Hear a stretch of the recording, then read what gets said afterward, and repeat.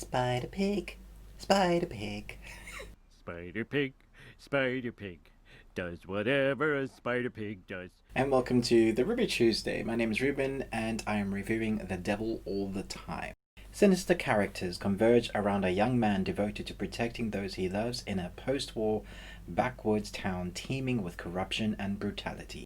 So when watching this film, I had to watch it in two halves. And that's not because it wasn't good. It's for two reasons. One, it's pretty long. It's over 2 hours. Second is it's a very unhappy film. This film will not put you in a happy place when you finish it. In fact, when I finished the first half, when I stopped, I put on the original Jurassic Park to get me in an adventurous, fun, amazing score. I needed something uplifting. So if you think Jurassic Park isn't uplifting, it is when you've watched the first half of this film. I have two mindsets with this film. Whenever I do a review, I like to bring something that perhaps you haven't heard already, because I'm aware that there's a bunch of film reviews out for this that have been for weeks already. When it comes to films, not TV series, when it comes to films, I like to do reviews closer to the time it's released, because I think then you can get your excitement up for the film, and then you can jump down in the comments and chat to me about what you're expecting, what you love about the film when you've seen it. And so I like to release stuff closer to the time, but I'm also aware that there's already been a lot said about this film. So I do hope I'm bringing something unique that you'll find this review interesting. So chat down in the comments below and check out our Discord. We'll maybe chat about it there as well. But my two mindsets, I feel like this is going to be what everybody feels like. There's going to be a camp where people go, yeah, I didn't enjoy that film. And there's going to be a camp where I'm like, well, that was a piece of artwork. I actually feel like the film is actually both camps. I can understand why you wouldn't enjoy it. The performances in this film are fantastic. And the cast, I could start reading the cast, and I could just keep going down on every one of the cast members, even the lesser known ones. If you look them up on IMDb, you'd be like, damn, these guys are at the top of their game. And I think that's true for almost pretty much every cast member. The ones that stand out to me, obviously, and to yourself, are probably going to be Pattinson, it's going to be Tom Holland, and it's going to be Skarsgård. And each one of those performances are fantastic. Although I could have stood to see a little more of Skarsgård, even though this film is taken over a time period of a long time, and then sometimes it kind of skips forward a time, which was a little bit jarring at times. I like the segments and the way it is put together, although there are a lot of storylines happening here, and it does veer off into many kind of tangents, but it does pull it together towards the end. You understand what it's trying to do.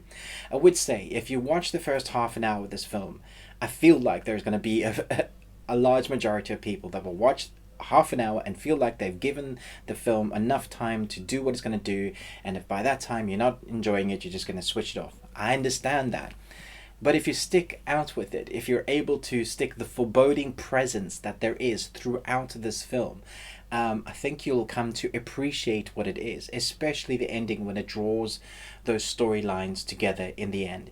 It is an 18, and it has an 18 for a reason, because when there's violence, it's very violent. And the themes that they're dealing with are very dark. The director has directed 5 episodes of the TV series The Sinner, and if you've seen The Sinner, you know how foreboding and dark that series is. Here, the same themes are explored. So when we get press screeners, we sometimes get all these kind of production notes, and sometimes you get a letter from the director. I just want to read a little segment from the director. As soon as I finished Donald Ray Pollock's The Devil All the Time, a sprawling cross between hard-boiled noir and southern gothic grotesque of biblical proportions, bursting with complex, misshapen characters, places, and moments that all connect in an unexpected way, I became obsessed. I feel like this film is that. It's a director or someone who's taken that book and become obsessed with it, because the characters are very fleshed out. You know what they are, even though most of the characters throughout this film are nasty. And I think that's the hardest thing about this film, is that it takes place in a world where there's generally no good. You'll get your little moments of heightened, of like, that person's not killed me, that person's not trying to rob me, or do something really nasty to me. and that's heavy going throughout the film, and I think that's what's going to turn a lot of people away.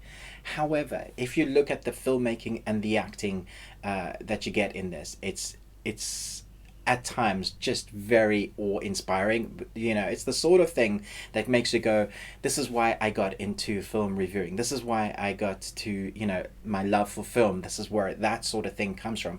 It's the sort of film that I feel like students can study, although I don't know how often you want to watch this film.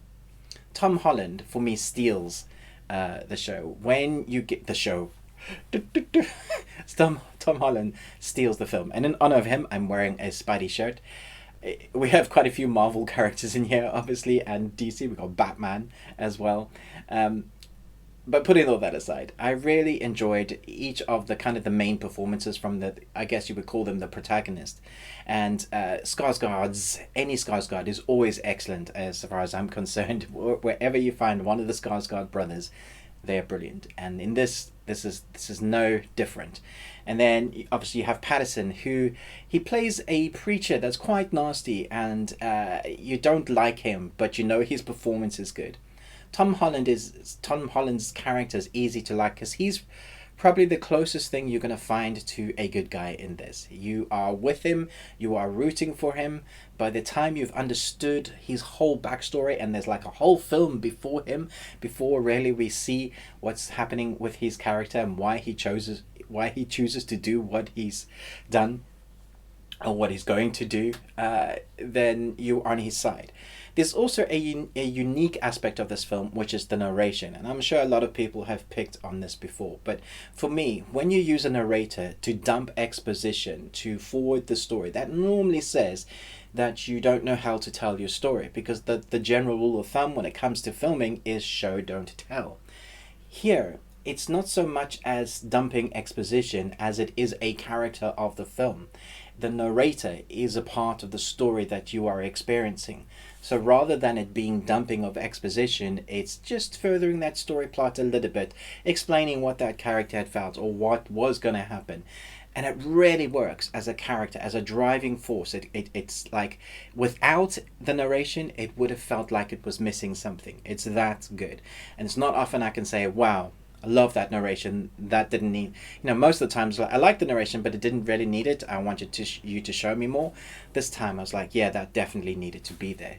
So the cinematography is fantastic, no doubt. The score is awesome. And I know a lot of people will start comparing, they'll have like, Oh Brother, Where Art Thou? Or, these types of really dark noir, I guess you would class them as a Western, but it's not really. It's more noir, grotesque, Bible Belt type of horror. It's almost a horror if you could look at it as a horror. And when there are these really intense moments, you can understand why. You can see I'm still grappling with where I sit on this. I know it's a really great film. I know the performances are excellent. I know the story is well crafted and well put together.